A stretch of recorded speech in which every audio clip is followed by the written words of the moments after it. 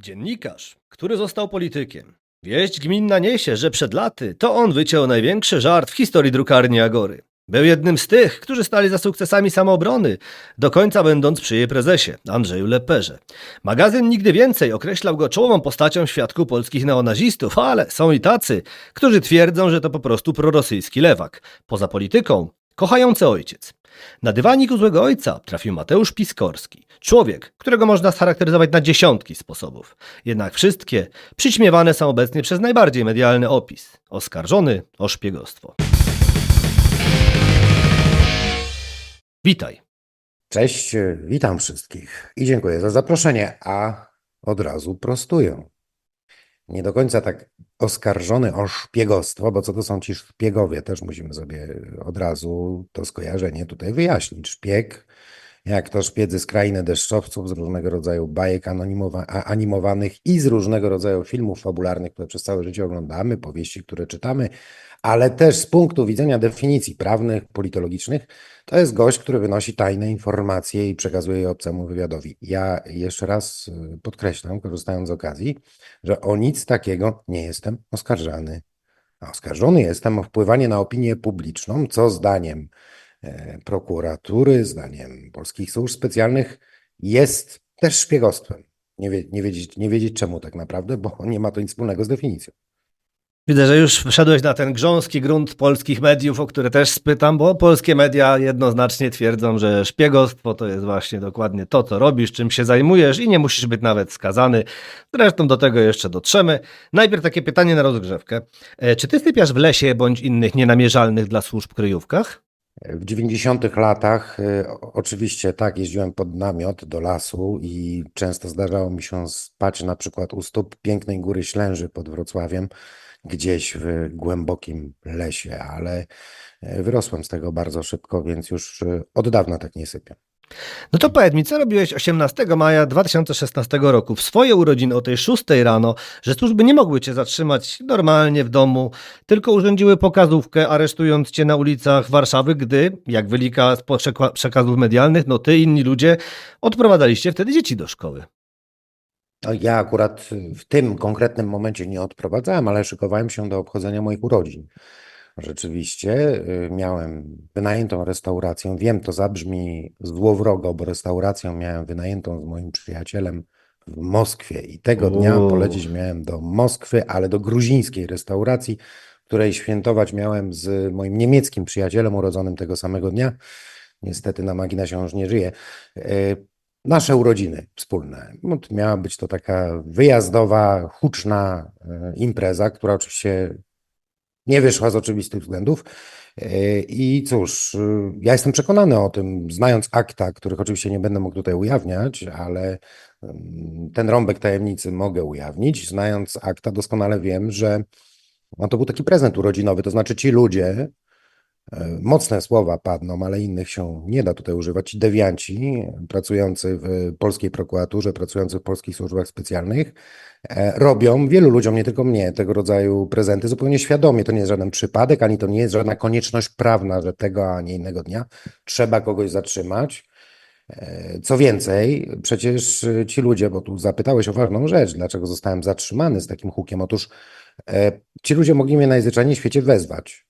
Czy do prokuratury, No czy dokładnie. do ABW. Ja się zawsze stawiałem na takie wyzwania, jak każdy praworządny obywatel, to po pierwsze. A po drugie, jedna ciekawostka, bo poruszamy się też w świecie mediów, mówiłeś o dziennikarzach, o mediach. Otóż ja zauważyłem ekipę pewnej telewizji, zwanej wtedy TVPiS, obecną przy moim zatrzymaniu. Znaczy oni byli przygotowani, uprzedzeni i czekali tam na ulicy, żeby mieć fajne kadry z tego, jak wygląda moje zatrzymanie przez grupę zamaskowanych gości. Ci zamaskowani goście zajeżdżają mi drogą na jednej z jednokierunkowych ulic na warszawskim Mokotowie, wysypują się w kominiarkach z samochodu. Ja na początku nie wiedziałem, kto to jest. Myślałem, że to po prostu gangsterzy, bandyci. No jest słynna grupa mokotowska, myślałem, że to ona. Widzisz, ty teraz tak delikatnie sprostowałeś, ale ja nieprzypadkowo mówię tu o dzieciach, bo dobrze pamiętam akurat dzień twojego zatrzymania, gdy dokładnie następnego dnia ruszały targi książki, na których bywam, pamiętam, spotkałem tam wielu znajomych, no byli tam ludzie z różnych środowisk, społeczności, no po prostu z różnych światów, możemy to sobie uczciwie powiedzieć. I dokładnie pamiętam, że no dzień po twoim zatrzymaniu ten temat wypłynął. Rozmawialiśmy o tym i chyba, no nie chcę teraz skłamać, ale z 2 czy z 3 osobami pamiętam, że najbardziej ich oburzało i zaskakiwało to, że pojawił się ten temat szkoły, pojawił się temat dzieci, media grzały, że to na oczach dzieci, że tuż przy dzieciach, to później było zmieniane, ale ten temat w mediach szybko zaginął. To zacznijmy od tego, co ma być właśnie naszym najważniejszym tematem rozmów. Czy wiesz, co tego dnia przeżywały twoje dzieci? Bo media twierdziły, że... Ja myślę, że one się dowiedziały dopiero z czasem, po jakimś czasie o tym, co się wydarzyło. Dowiedziały się zapewne wtedy, kiedy chciały do mnie zadzwonić i złożyć mi życzenia urodzinowe. Oczywiście od razu ta informacja obiegła media, ale moje dzieci nie były wówczas w takim wieku, żeby te media śledzić, oglądać, interesować się tym wszystkim. Ja wtedy miałem, to był rok 2016, moi synowie mieli mniej niż 10 lat, więc to nie jest ten wiek, kiedy śledzi się jakieś wydarzenia, informacje. No i przed bardzo trudnym zadaniem poinformowania ich o tym, co się stało, stanęła ich matka. Więc jak ona sobie z tym zadaniem poradziła, nie wiem, nawet nie chciałem o to pytać. Ja staram się unikać tych rozmów. Do dzisiaj się starałem ich unikać, dlatego że zdaję sobie sprawę z tego, od samego początku sobie zdawałem sprawę z tego, że to, co się dzieje, to, co jest robione ze mną, uderza w głównym stopniu właśnie w dzieci. Czy nie we mnie, dlatego że ja jestem w miarę, nie chwaląc się, twardy gość i mnie tam jakiś czas w izolacji zupełnie nie przeszkadza. Czasem bywam nawet mizantropem, więc jest okej. Ale z punktu widzenia tak, z punktu widzenia tych dzieci, tych kilkuletnich dzieci, które czekają na ojca, ciekawostka, tragedia polega na tym, że mój najstarszy syn obchodził urodziny 2 dni po moich urodzinach. I ja te 2 dni po moich urodzinach miałem już wrócić z tej swojej imprezy i być na jego uroczystościach urodzinowych, więc to był taki podwójny prezent w cudzysłowie, dla mnie i też dla mojego najstarszego syna. No tak, to o tej właśnie krzywdzie, którą dzieciaki mają, będziemy rozmawiać jeszcze nie raz, ale może zróbmy najpierw taki zabieg, że przyjmijmy tę perspektywę, której nie chciałbym przejmować, bo szanuję, nawet, bo raczej nie chciałbym jej przyjmować nawet o sekundę zbyt długo, bo szanuję intelekt swoich słuchaczy, ale jednocześnie, tak jak i ty, no mam świadomość, że będzie tu wiele osób, które będą się chciały podzielić swoimi przemyśleniami, jeśli można to tak nazwać, czy poglądami w stylu szpieg nie ma uczuć, więc rozstrzelać go razem z dziećmi. I właśnie to bym chciał im unaocznić, że zakładając nawet, że byłby szpiegiem, bo nie mnie oceniać, każdy widzi, ile trwa sprawa, to jak jest materiał dowodowy. Czy twoje dzieci, gdybyś był szpiegiem, tracą prawa człowieka przez to?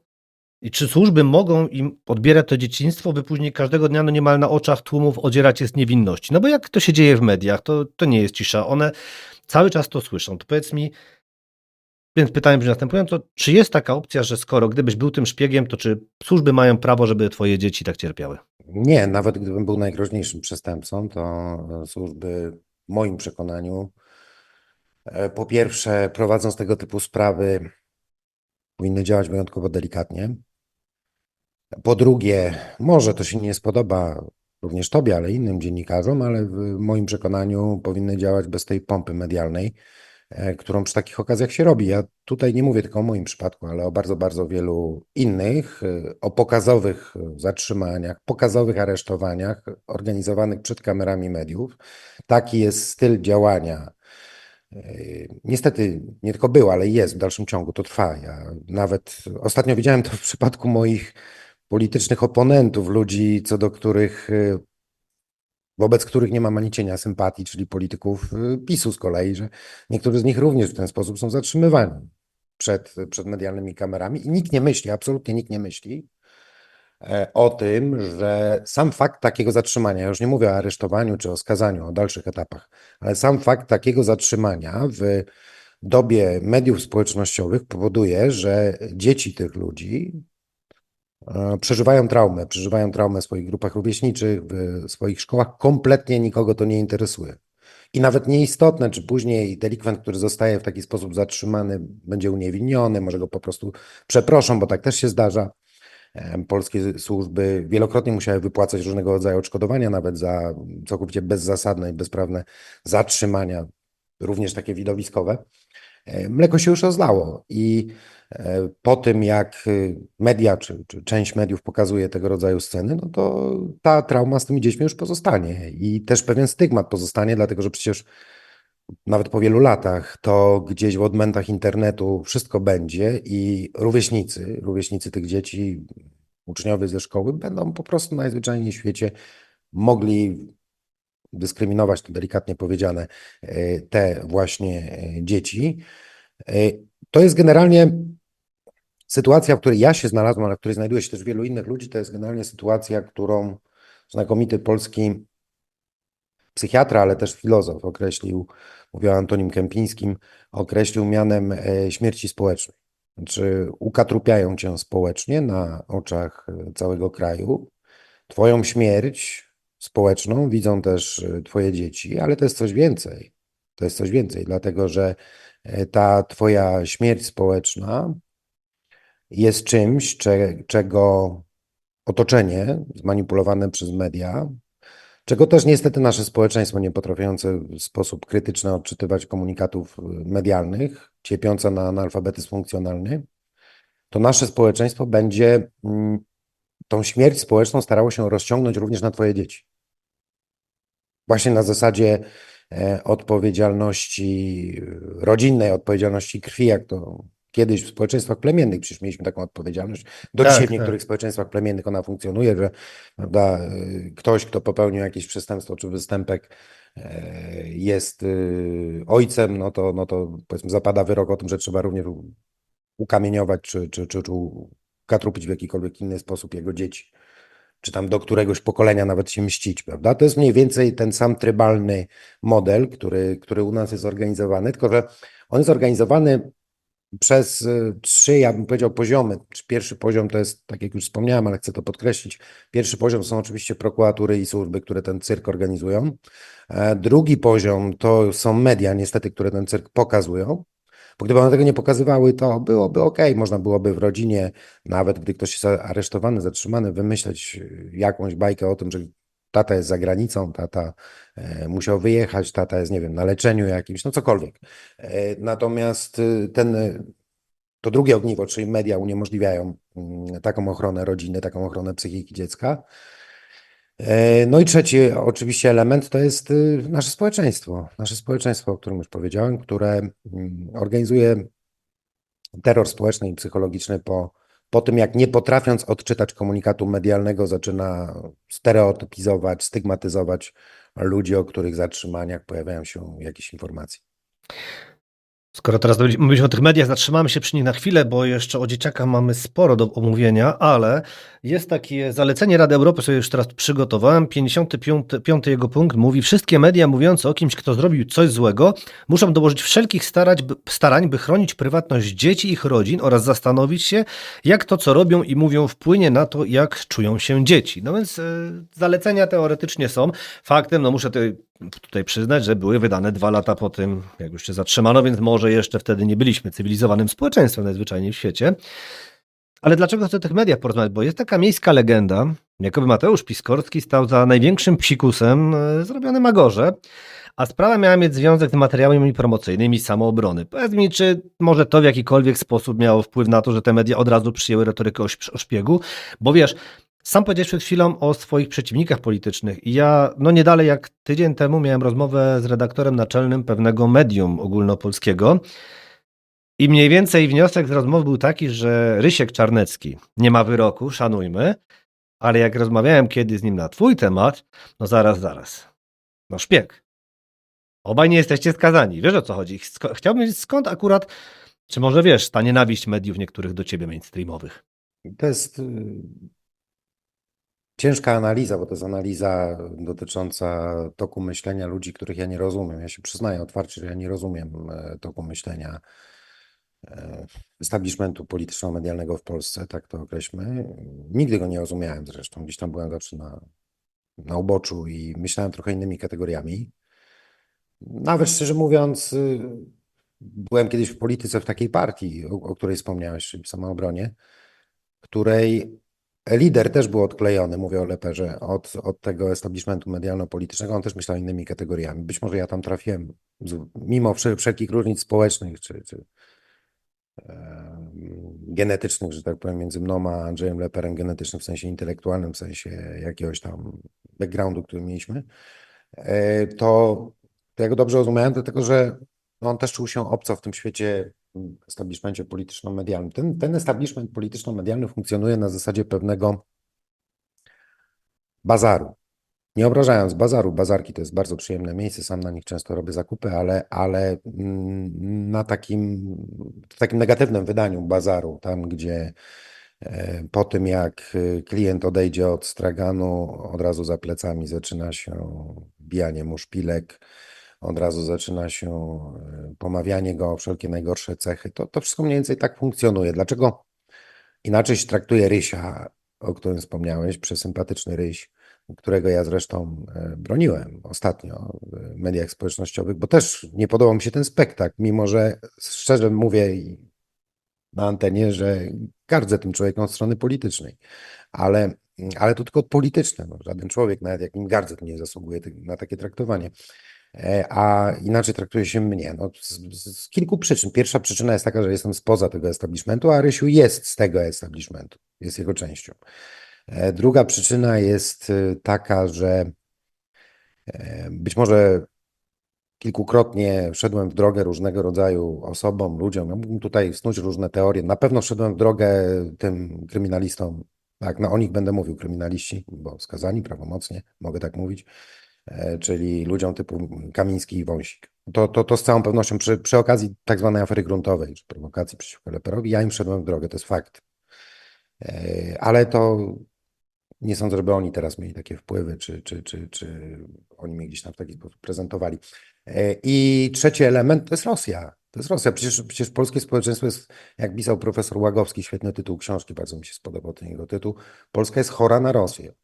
Więc jeśli by to było jakiekolwiek inne oskarżenie, jakiekolwiek inne zarzuty o cokolwiek innego, to nie byłbym tak piętnowany niż w sytuacji, w której jestem oskarżany o współpracę z Rosją. No? Ta Rosja jest płachtą na byka, ona działa od razu, momentalnie.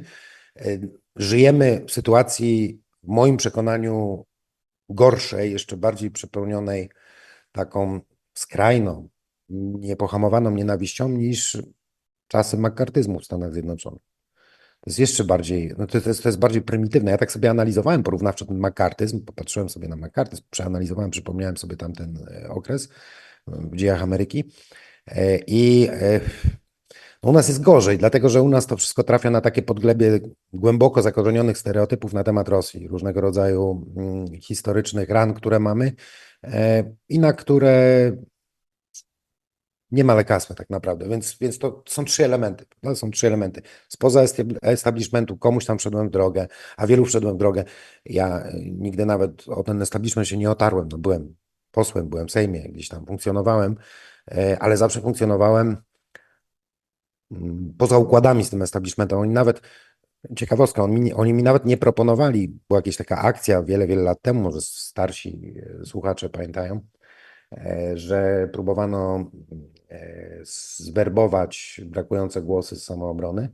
Ja jestem dumny z tego, że do mnie, do Andrzeja Lepera i jeszcze chyba do jednej osoby z 50-kilkuosobowego klubu parlamentarnego nikt nie dzwonił z tego PiS-u. Oni nie dzwonili, bo wiedzieli, że ja jestem spoza. Nie ta bajka i od razu nie ma sensu, stratą czasu byłyby rozmowy ze mną. Więc to jest też ten czynnik, no i to, co mówię, i Rosja jest trzecim czynnikiem.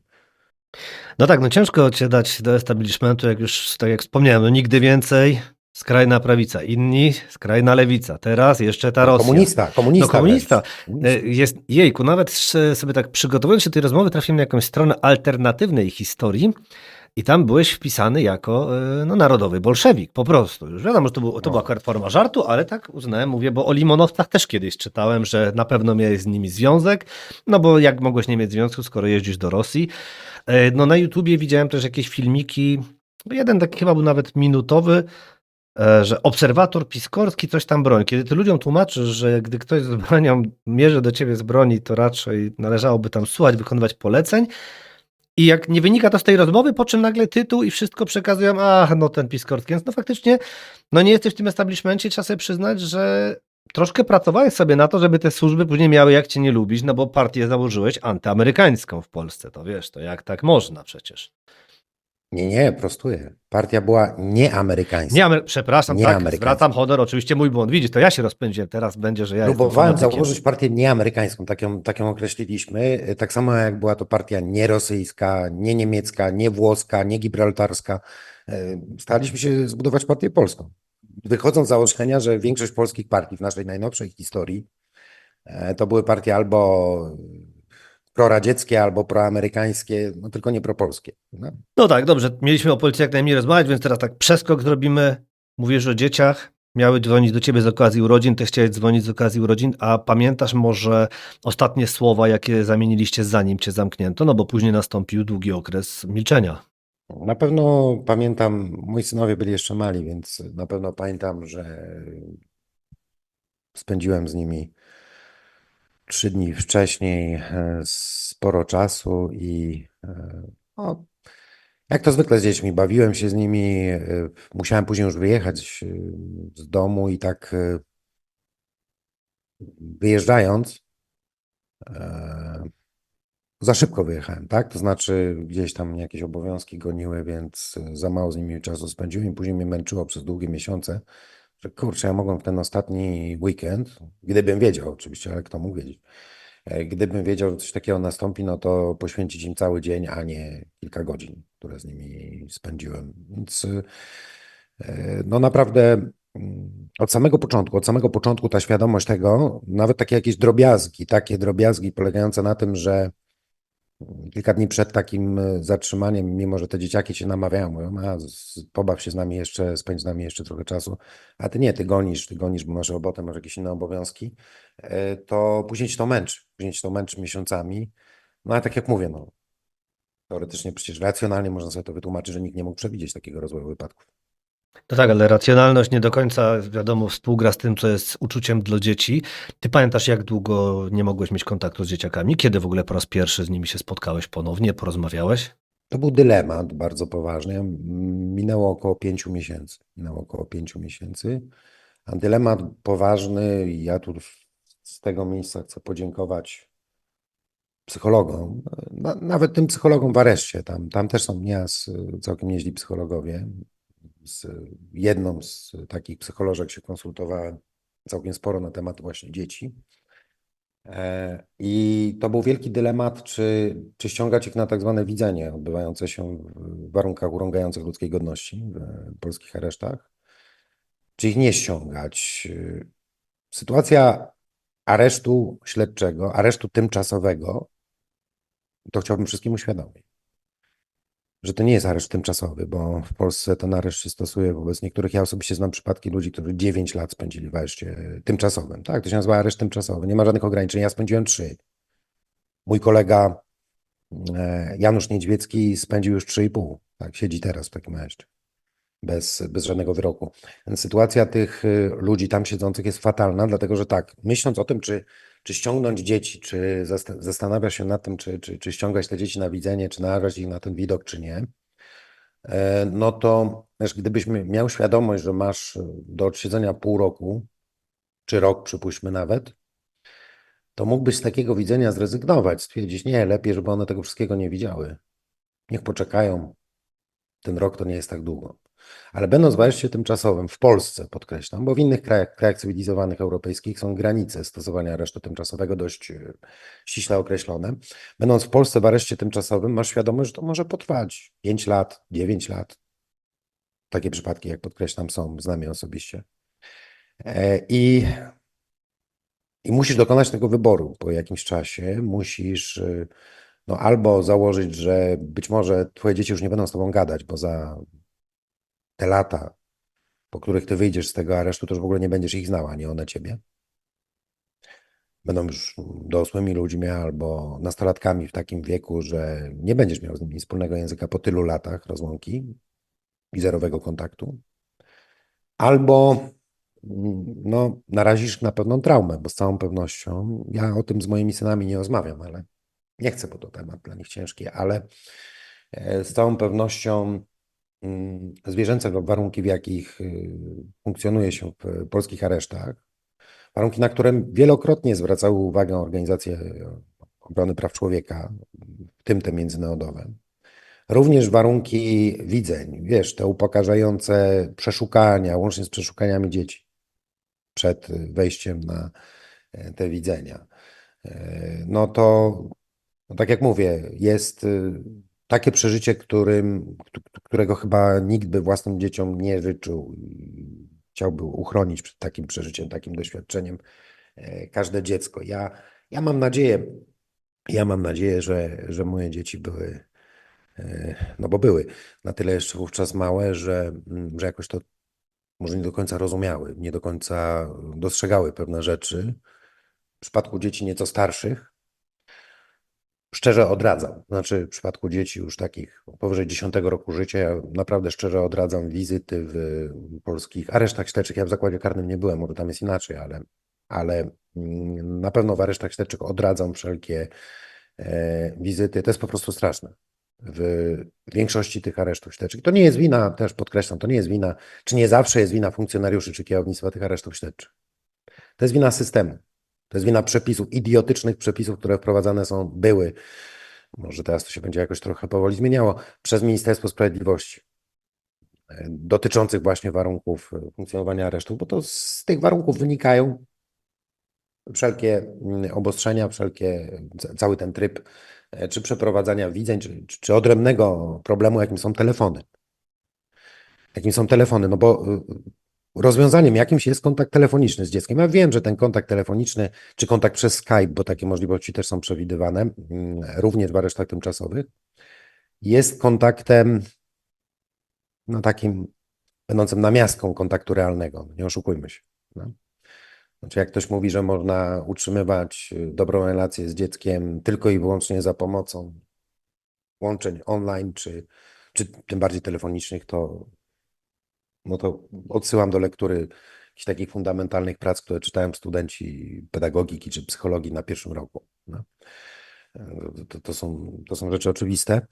Natomiast, żeby jeszcze pogorszyć ten kontakt z rodziną, żeby jeszcze bardziej uniemożliwić tym dzieciom jakąkolwiek relację z rodzicem, to w roku 2023, o ile mnie pamięć nie myli, to już było po moim wyjściu z tego aresztu, niejaki Ziobro firmował ograniczenie możliwości wykonywania telefonów przez osoby tymczasowo aresztowane do 1 raza w tygodniu, 5 minut. 5-minutowa rozmowa raz w tygodniu. Proszę sobie to wyobrazić. Wyobraźmy to sobie. Więc tego rodzaju kreatury, którym z całego serca życzę, żeby trafili za te kraty, jeśli dożyje ten Ziobro, podobno jest chory, to żeby spędził za kratami chociaż pół roku, to z całego serca życzę jemu, temu Jakiemu, tym wszystkim innym bandytom, którzy te warunki tworzą dla ludzi osadzonych w polskich aresztach, tworzyli.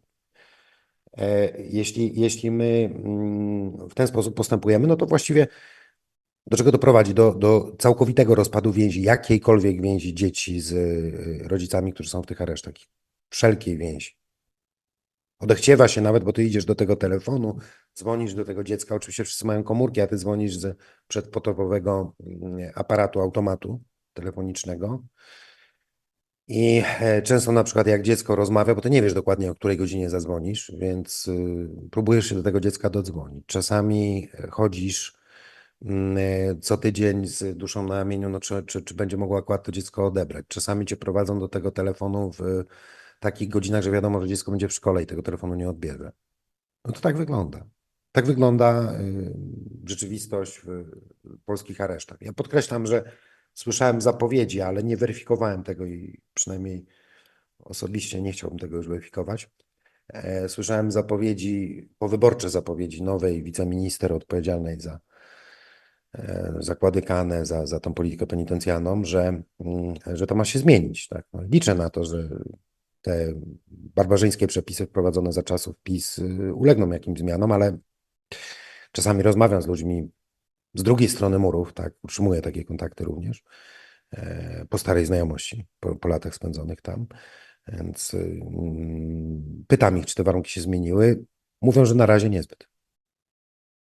No właśnie to jest zaskakujące, bo tak jak teraz też mówiłeś o przeszukaniu dzieci, to sobie pozwoliłem znowu do dokumentów Rady Europy sięgnąć.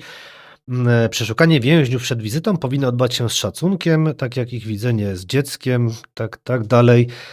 Kontrole, w których dzieci musiałyby zdejmować ubrania, są zabronione. W przypadku dzieci wszelkie kontrole bezpieczeństwa powinny być przeprowadzane z szacunkiem i w sposób przyjazny dla dzieci. No, tak jak mówisz, tak też mówiliby mi osoby, z którymi się konsultowałem, które po tej drugiej stronie krat akurat no, są strażnikami, przekazały mi, że no nie oszukujmy się, ale warunków raczej takich za bardzo nie ma. No, są one trudne do spełnienia.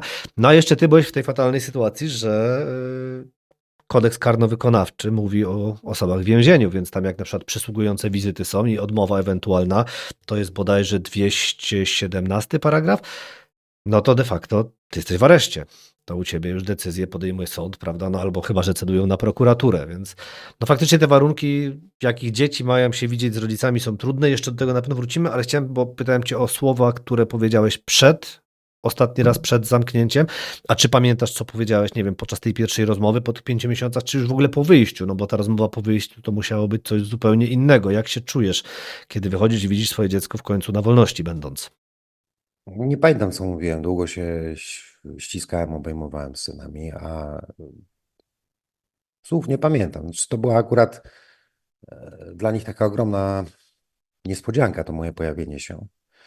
Dlatego, że w ramach, rozumiem, że to był element tortur psychologicznych, psychicznych wobec mnie i mojej rodziny, ale ja do końca nie wiedziałem, czy ja opuszczę ten areszt. Sytuacja była taka, że moje dzieci nie wiedziały, że takiego a takiego dnia ja rzeczywiście mogę się pojawić. One o tym kompletnie nie wiedziały, one się zupełnie tego nie spodziewały, więc to było dla nich gigantyczne zaskoczenie. Gigantyczne zaskoczenie. No oczywiście objęciom, nawet takim łzom szczęścia nie było końca tego dnia. W kolejne dni zresztą też, więc... No ale też nie ukrywajmy, 3 lata to jest bardzo długo w życiu dziecka. I problem polega na tym, że po tym jak miałeś z nim taki bardzo ograniczony kontakt, ten o którym mówiłem, to ty w pewnym sensie musisz na nowo poznawać to dziecko, a to dziecko ciebie. Bo jest kimś innym. 3 lata, no, moi synowie, jak policzymy, mieli wtedy jeden 7, drugi 4 lata niecałe. No to jest ogromny szmat czasu w życiu dziecka. Wtedy, kiedy mnie zamykano, oni byli w takim wieku. No, to już są inni ludzie, oni się bardzo szybko zmieniają, bardzo szybko dorastają, więc później przechodzisz na ten etap poznawania się na nowo. Poznawania się na nowo, przyglądania się, jak się zmieniły te dzieci, które pamiętasz sprzed tych paru lat, kim oni teraz są. A te dzieci patrzą na ciebie już zupełnie przez inny pryzmat niż ten pryzmat, który pamiętają z tego wczesnego dzieciństwa. Wiesz co, teraz powiedziałeś o torturach. To powiedz mi jedno, jak bardzo przedmiotowo wykorzystywano twoje dzieci? Czy one, nie wiem, pojawiały się podczas twoich przesłuchań, wspominano o nich, nie wiem, w jakichkolwiek formach nacisku, sugestiach? Nie, w bezpośredni sposób nigdy. Natomiast może dlatego, że nie było przesłuchań. Ja z tymi ludźmi nie rozmawiałem, to znaczy ani z prokuraturą, ani z polskimi służbami. Odmawiałem wszelkich rozmów z tymi ludźmi. Kierując się moją wiedzą własną, że z tymi ludźmi się nie rozmawia w żadnych okolicznościach, bo ich zamiary wobec mnie, znaczy sprawa była czytelna, mają określony zamiar wobec mnie, tak? Chcą mnie ukatrupić w sensie społecznym, politycznym, być może nawet innym, w pewnym momencie były takie obawy. Ale no, to o czym mogę z nimi rozmawiać? Jakich przesłuchań? Mnie prokuratura pytała kilkukrotnie, za każdym razem, jak tam jeździłem na jakieś czynności do prokuratury krajowej. I pani prokurator, już emerytka, to tak do sztambucha antykomunistów naszych kochanych, tych, którzy gdzieś tam blisko są PiS-u. Wiem, miało nie być polityki, ale pozwolisz. Oczywiście. To znaczy pani prokurator taka sprawdzona, ziobrowska, awansowana przez PiS, jak później się okazało, jak już wyszedłem, mogłem sprawdzić w internecie i weszły określone przepisy od 80 roku do 90, czyli do samego końca członkini PZPR. Więc taki, a, można powiedzieć, przykład dość znamienny. No ale tak czy inaczej, ja odmawiałem w ogóle rozmów z tymi ludźmi, nie miałem z nimi o czym rozmawiać. Żadnych tam przesłuchań nie było moich. Znaczy ja po prostu mówiłem, że odmawiam składania zeznań, przepraszam, czasami mówiłem, jak mnie wzywali, że tak, mam coś do powiedzenia i oni się wówczas cieszyli, zacierali ręce tej prokuraturze, po czym ja oświadczałem, że jestem osobą politycznie represjonowaną, więźniem politycznym, koniec, kropka. A kończyłem na tym, miałem rozmowę z nimi. Więc nie było nawet okazji. Nie było, a w nieformalnych okazjach e, też jestem uczciwy i nie będę tutaj czegokolwiek wymyślał, że ktokolwiek posługiwał się w jakikolwiek sposób argumentem dzieci. No poza tym, że były te dzieci źle traktowane. Pamiętam taką sytuację, kiedy się wybierały na widzenie do mnie przy okazji którychś moich urodzin. Ja tam spędziłem, licząc z tym zatrzymaniem, no to trzy moje urodziny, tak. I musiały te dzieci czekać, no za każdym razem, tak jak wspomniałeś, zgodę na widzenie, nawet na widzenie z dziećmi, wydaje prokuratura. Prokuratura może wydać zgodę na widzenie wielokrotne i w przypadku dzieci teoretycznie prokuratura powinna tak postąpić, żeby zadbać o ten regularny kontakt rodzica z dzieckiem, jeśli rodzic zdecydował się już na te widzenia. W moim przypadku to były widzenia jednorazowe, za każdym razem wydawane, więc była też taka sytuacja, że w ostatniej chwili, zresztą właśnie w dniu moich urodzin, moje dzieci w tej prokuraturze, małe jeszcze wtedy dzieci, czekały i chyba tylko i wyłącznie na jakąś tam uwagę rezolutną jednego z moich synów, taką dosyć ostrą pod względem kilkulatka wtedy, pod adresem prokuratury. W końcu ktoś łaskawie się ruszył i zaczął wypisywać tą zgodę na widzenie. Bo tak już by nie zdążyli być tego dnia u mnie, właśnie w dniu moich urodzin, a bardzo chcieli. Dobrze, no cieszę się, że tak uczciwie mówisz, to może powiedz mi, czy ty w ogóle wiedziałeś na bieżąco, co się dzieje z twoimi dziećmi, bo to jest takie dość ciekawe pytanie, skoro rzadkie rozmowy, nie rozmawiałeś nawet z prokuraturą, więc oni też nie mogli ci nic przekazać, nie wiem, dać. Wiedziałeś, co tam u nich? Wiedziałem tylko i wyłącznie z połączeń telefonicznych po kilku miesiącach. To też przyznaję, po kilku miesiącach otrzymałem zgodę na połączenia telefoniczne z ich matką. No i rozmawialiśmy tyle, ile się dało, tak? Bo to też są te ograniczenia, o których mówiłem. Wtedy te ograniczenia były jeszcze mniejsze niż w późniejszych latach, ale więc generalnie miałem ten kontakt. Był okres, że miałem taki codzienny kontakt telefoniczny albo z nią, albo też z nimi, jeśli byli tam gdzieś obok. Więc oczywiście tak, no, tak na bieżąco mniej więcej wiedziałem, co się w ich życiu dzieje, natomiast nie wiedziałem rzeczy, o których może oni kiedyś powiedzą, jak zechcą. A mianowicie nie wiedziałem o tej presji społecznej na nich wywieranej, bo mi się tym nie chwalili. A jak później byłem dumny z tego, że mój syn w szkole gdzieś tam się bił, bo jego tatę obrażono. Z którymś, prawda? Ale też tego na marginesie nie dowiedziałem się od niego. On się tym nie chwalił przede mną, tylko po prostu dowiedziałem się od tam, rodziców innych uczniów. Więc oni mi nie chcieli opowiadać, żeby to małe dzieci, ale i tak chyba nie chcieli mnie obciążać jakimś tam, czy może już po moim wyjściu, jak już teraz, jak są więksi, już też tym bardziej zdają sobie sprawę z tego, że pewnie nie chcą mnie obciążać tymi swoimi przeżyciami, które mieli z uwagi na to, co zrobiono ze mną. Jestem pozytywnie zaskoczony, że sam odpowiedziałeś na to pytanie, bo wiem, że to trudna kwestia dla ciebie, bo właśnie chciałem spytać, jak przeżywały to, czy miały takie nieprzyjemności właśnie na przykład w tej szkole, bo no starszy już wchodził w wiek szkolny. To tak na co dzień coś się Tak, zdarzało? na pewno były te nieprzyjemności. Jeszcze raz, to jest taka no, trochę tajemnica rodzinna, o tym się nie mówi. Znaczy oni sami się tym nie chwalili, nie żalili. No, moi synowie mają dość twardy charaktery, z tego wynika, ale z innych źródeł, tak jak mówię, dowiedziałem się, że tak, że były takie przypadki. Zresztą ja już byłem obciążony określonym stygmatem, no więc to jest coś naturalnego.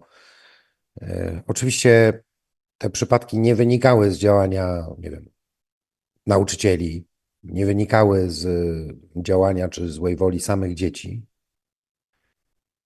tylko wynikały z analfabetyzmu, z ciemnoty, z kompletnego braku empatii ze strony rodziców, innych dzieci, które gdzieś tam pewnie słyszały właśnie od swoich rodziców oglądających TVPiS czy inne szamba medialne jakieś dezinformacje, to jest teraz modne określenie, na mój temat. No. Wiesz co powiedziałeś? Więc tutaj serdeczne podziękowania w cudzysłowie dla rodziców, tak? To znaczy ja bym nigdy, nie tylko dlatego, że mam takie doświadczenia z przyczyn czysto ludzkich, ja bym nigdy, gdybym się dowiedział, że mój syn na przykład chodzi do jednej klasy z synem, nie wiem, mordercy seryjnego nawet, to nigdy bym nie nakręcał tego mojego syna, że słuchaj, ty wiesz, kim jest jego ojciec? A ona się to obi nagminia, ale to jest problem z nami, to jest problem z nami jako społeczeństwem. Z tym, jakim my jesteśmy społeczeństwem, jak pozbawionym całkowicie jakiejkolwiek empatii, jak trybalnym, plemiennym, właśnie przenoszącym odpowiedzialność za czyny, czy domniemane czyny rodziców na dzieci, może na wnuków, na jeszcze kolejne pokolenia. Takim jesteśmy społeczeństwem. I to jest chyba najgorsze w tym wszystkim. Nawet nie ten system, o którym mówiłem, który jest skonstruowany w taki, a nie inny sposób, który narusza godność człowieka, mówię o systemie penitencjarnym, aresztach tymczasowych, ale też zakładach karnych, ale społeczeństwo.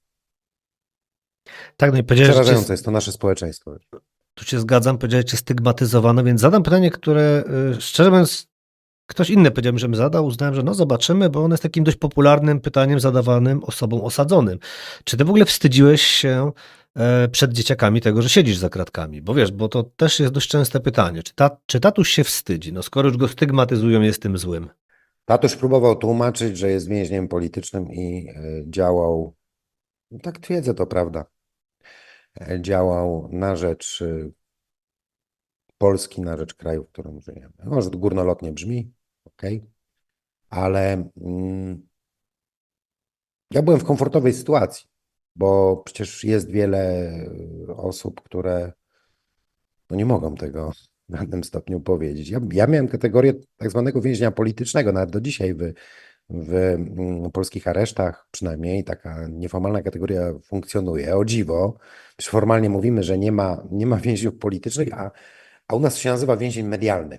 Więzień medialny, tak w nomenklaturze tej aresztowej, kierownictw polskich aresztów, czyli taki, do którego trzeba trochę jednak inaczej podchodzić, to przyznam, niż do zwykłych złodziei czy bandytów. Czyli no jednak ten szacunek jest większy, jednak na tyle wobec ciebie nie mogą sobie pozwolić, chyba że ty im pozwolisz. Chyba że ty im pozwolisz, to wejdą na głowę. Oczywiście w służbie więziennej są bardzo różne osoby, są też osoby zdegenerowane, ale są też całkiem normalne. Więc oczywiście jest to taki element, chyba bardziej tak się, jak się nad tym zastanawiam, to bardziej to było pewne przyznanie się do bezradności, tak? No bo tu nie chodzi o to, że się wstydzisz, bo jesteś czegoś winien, bo zrobiłeś coś złego. Nie, ja nigdy nie miałem nawet cienia wątpliwości, że to, co robiłem, było słuszne i dobre. I w dalszym ciągu tak uważam.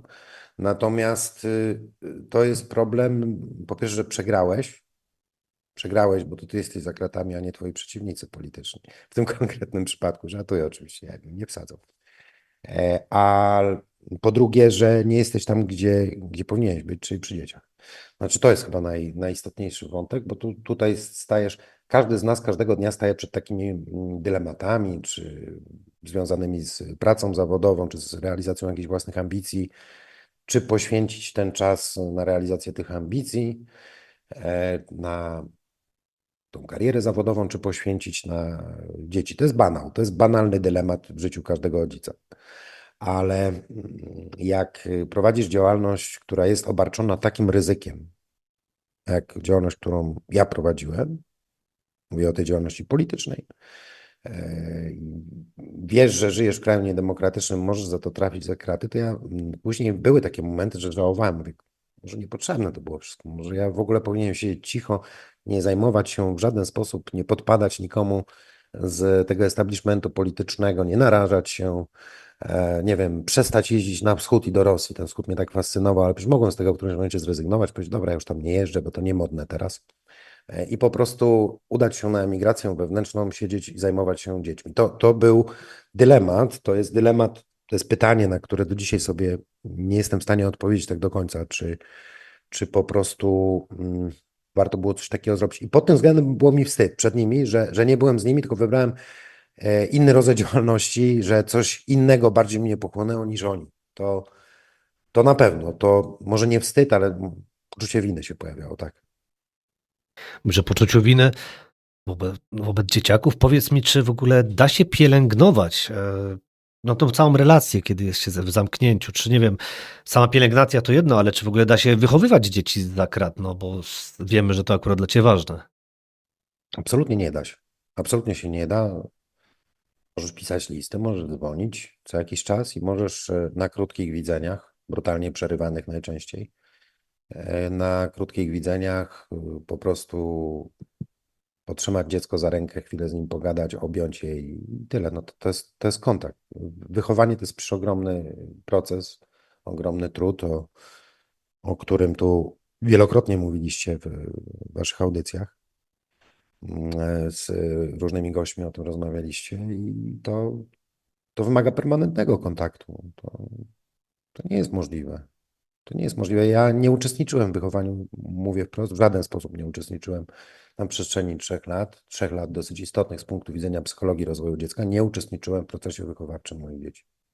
No, brzmi to przykre. Wróćmy teraz w takim przypadku do przepisów. Children of Prisoners Europe, czyli COPE, to taka ogólnoeuropejska organizacja, która no, działa na rzecz dzieci, których rodzice przebywają w zakładach karnych. No, ty akurat byłeś w areszcie śledczym, pamiętamy, ale to też jest ważne. I oni właśnie te zalecenia, które czytałem z Rady Europy, oni je rozpowszechniali i teraz sobie zacytujemy. Znajduje się między innymi takie coś. Kiedy rodzic idzie do więzienia, powinien zostać umieszczony w placówce, która znajduje się w pobliżu jego dzieci. No, z tego co mówisz, to akurat w twoim przypadku chyba nikt się tym za bardzo nie przejmował. W moim przypadku akurat sytuacja była prosta, bo w przypadku aresztów śledczych tą sprawę regulują zupełnie inne przepisy, to znaczy No przepisy właśnie. mówiące o tym, że generalnie pozostajesz do dyspozycji organu śledczego, czyli prokuratury w naszym przypadku.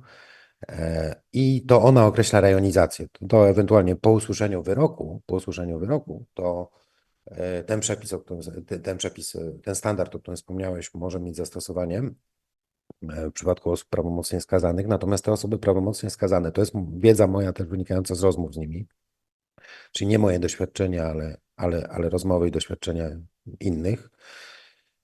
Niestety w tym polskim systemie bardzo często jest tak, że więźniowie, mówię o osobach już skazanych, są przerzucani z jednego końca Polski na drugi.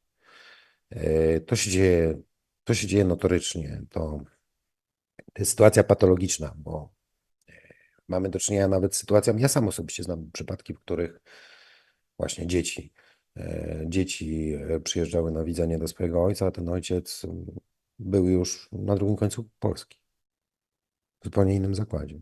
Tak, ale ja tu nie przypadkowo tu pytam, bo widzisz, sam powiedziałeś, są przepisy, które regulują areszty śledcze, są przepisy, które regulują więzienia. I teraz zobacz, jaki to jest dysonans. Ty jesteś nieskazany, bo do dzisiaj de facto wyroku nie usłyszałeś. Czy jesteś nieskazany? Teoretycznie domniemanie niewinności. Powinieneś mieć jakieś możliwości spotkania z dziećmi, a nawet takich standardów, czy kolejny standard też z tego, rodzice przebywający ponownie w zakładzie karnym powinni mieć możliwość opuszczenia placówki, by móc spędzić czas z dziećmi w szczególnych dniach, tak jak urodziny, pierwszy dzień szkoły, czy pobyt dziecka w szpitalu.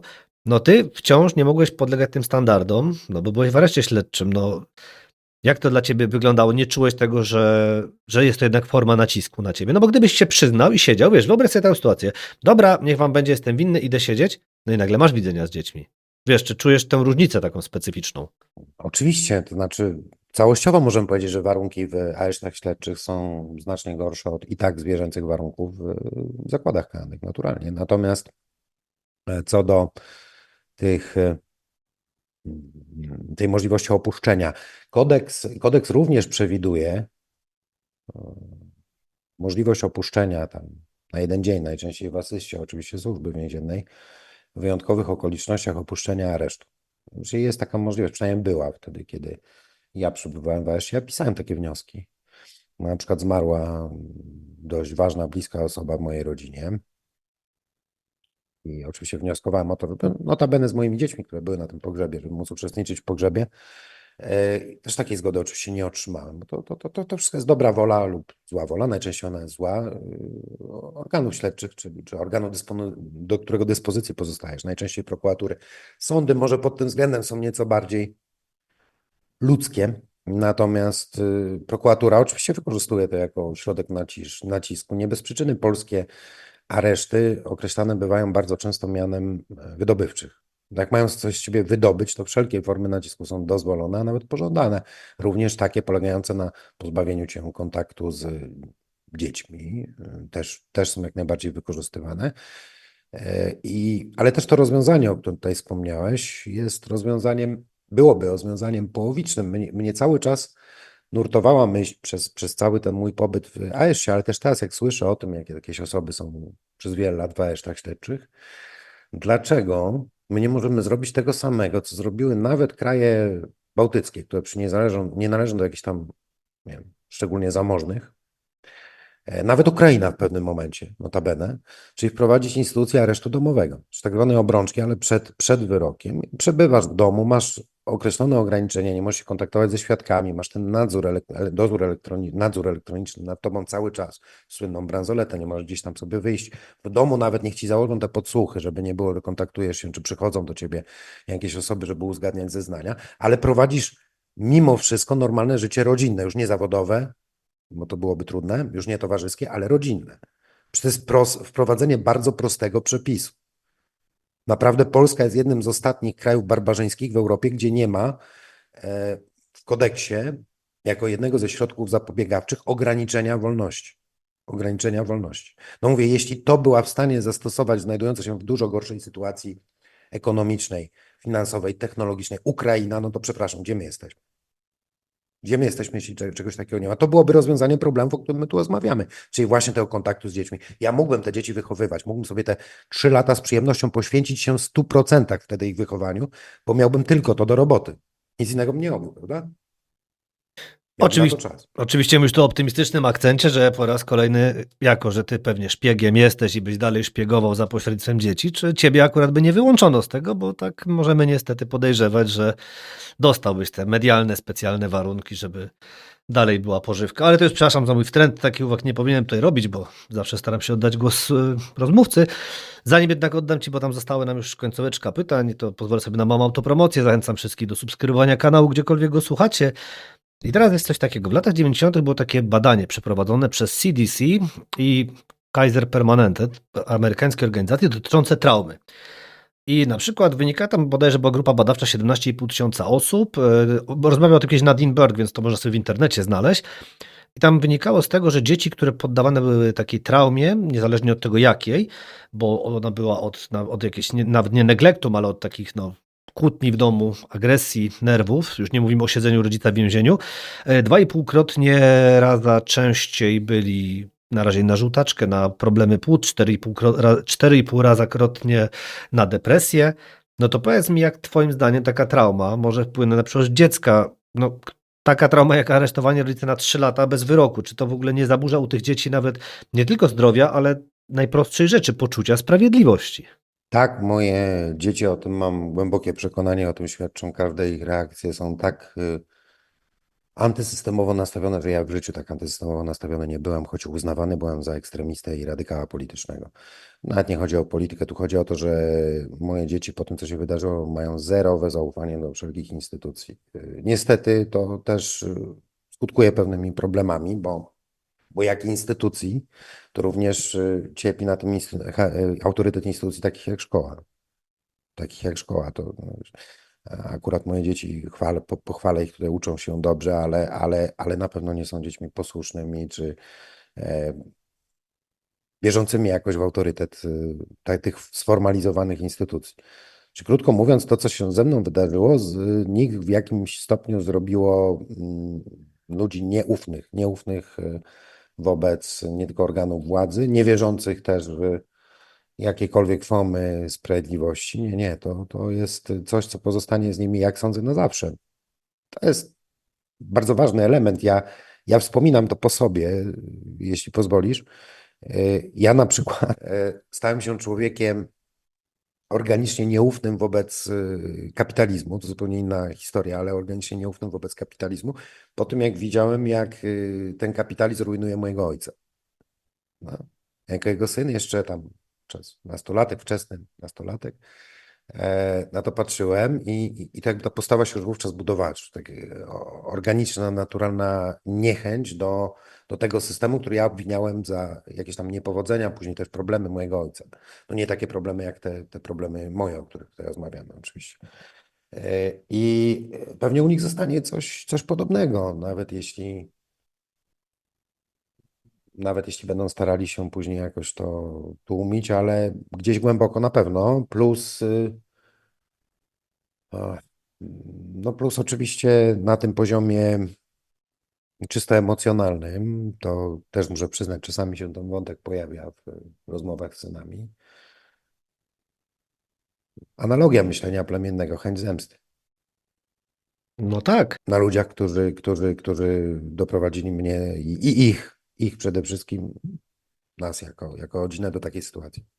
Tak, aż mam takie głupie skojarzenie z tą serbską piosenką, która tam śpiewa, że mój tata jest złoczyńcą, no ale nie będę do tego zmierzał.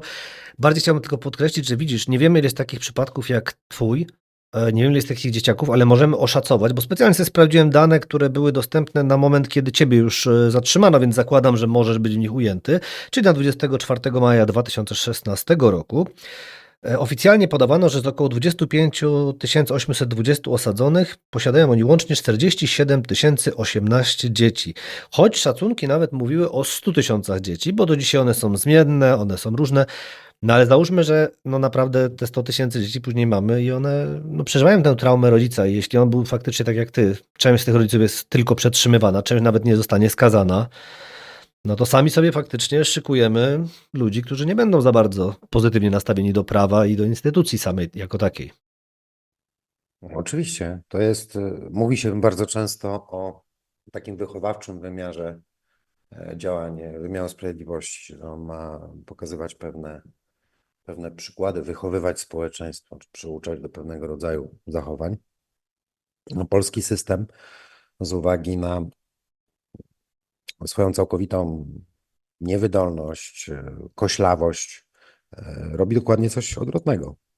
Dokładnie coś odwrotnego. I ja jestem przekonany, że e, więcej jest tych ludzi. Więcej jest tych ludzi. Wspomniałeś o tych statystykach, ale jak my to pomnożymy przez tam jakieś lata, no to mamy setki tysięcy, powiedziałbym, No tak, dzieci, tak. mniejszych, większych, które to przeżywały. Mówię setki tysięcy. A te dzieci później w ramach już procesu wychowawczego na tym poziomie rodzinnym będą przekazywały nieufność wobec wszelkich instytucji swoim dzieciom. A to są przecież też jeszcze wnuki. Prawda? Mamy też do czynienia, ująć w statystyce dzieci, ale mamy też do czynienia z wnukami, z nie wiem, jakimiś osobami, Kuzynostwo. które często nie są na przykład biologicznymi dziećmi, ale są jakoś blisko związane z osobą, która została aresztowana czy zamknięta w tych warunkach. Więc ja bym powiedział, że to są naprawdę setki tysięcy ludzi w Polsce. Młodych ludzi i dzieci. I, i że jest to zjawisko trwałe i że jeśli my nie pójdziemy w kierunku, nie chcę tutaj wartościować różnych modeli, ale jeśli my nie odejdziemy od modelu amerykańskiego systemu penitencjarnego, bo my jesteśmy w tym kierunku, zmierzamy w tym kierunku, już przynajmniej zmierzaliśmy za czasów Jakiego Ziobry i tej bandy i nie pójdziemy w kierunku modelu, może ktoś powie, że na to nie ma pieniędzy i że to za łagodne, mamy populizm przecież prawny też, ale gdzieś bliżej tego miejsca, gdzie znajduje się model skandynawski, to będziemy budowali armię ludzi nieufnych wobec państwa i jego instytucji, to na pewno. To mimo przyszłości o budowaniu sam wspominałeś, że po tych 3 latach twoje dzieci były innymi ludźmi, więc na sam koniec pytanie, mówisz o traumie dzieci, jak na ciebie to wpłynęło? Czy dzieciaki odzyskały tego samego ojca, czy jednak łapałeś się już na innych zachowaniach, na takich, do których wcześniej, nie wiem, nie pozwoliłbyś sobie, bądź po prostu byś ich nie zrobił, bo nie były w twoim stylu? Nie, na pewno nie, chociaż psychologowie twierdzą, że po mniej więcej 2 latach odsiadki każdy człowiek przechodzi transformację psychiczną, która najczęściej jest nieodwracalna albo trudna do odwrócenia, to ja w moich zachowaniach wobec dzieci się nie zmieniłem. Nie, ja tego nie odnotowuję, oni też mi o tym nie mówili. E, Natomiast zmieniło się moje nastawienie do życia. Znaczy, z całą pewnością ze sceptyka i pesymisty, którym zawsze byłem od urodzenia, ja teraz stałem się kimś, kto wyzuty jest z jakiejkolwiek wiary w cokolwiek, przynajmniej w naszym kraju, w Polsce. Po raz pierwszy moim dzieciom, które starałem się wychowywać, górnolotnie to brzmi, ale gdzieś tam myślałem, żeby ich wychowywać w takim duchu patriotycznym. Po raz pierwszy ja im zaczynam mówić, że oni już teraz dorastają, są w szkole średniej, jeden, drugi w podstawówce jeszcze. Ja im zaczynam mówić, że słuchajcie, pomyślcie o tym, żeby gdzieś wyjechać za granicę na studia i może tam się urządzić. Bo to nie jest kraj dla ludzi chcących w jakiś kreatywny sposób cokolwiek w swoim życiu osiągnąć. Jest taki słynny film, to nie jest kraj dla Starych starych ludzi. ludzi, Coenów, znakomity, prawda? A skądinąd, a ja bym to sparafrazował, to nie jest kraj dla ludzi. Mówię o naszym kraju, o Polsce. I ja naprawdę po raz pierwszy łapię się na tym, robię to regularnie, z troski o nich, zaczynam im powtarzać, żeby myśleli o przyszłości, jeśli zechcą, o znalezieniu lepszego miejsca do życia. To No się zmieniło. cóż, tym pesymistycznym akcentem musimy skończyć, więc pozostaje mi tylko życzyć Ci może odzyskania wiary, chociaż w części tej wiary w ten kraj, ale przede wszystkim no, sprawiedliwego procesu, żebyś mógł w końcu stanąć i wiedzieć, w którym miejscu jesteś. Bardzo Ci dziękuję, że znalazłeś czas na tak szczerą no i osobistą rozmowę. Dziękuję również, no i powodzenia życzę w prowadzeniu tego podcastu. Dzięki, do następnej razy.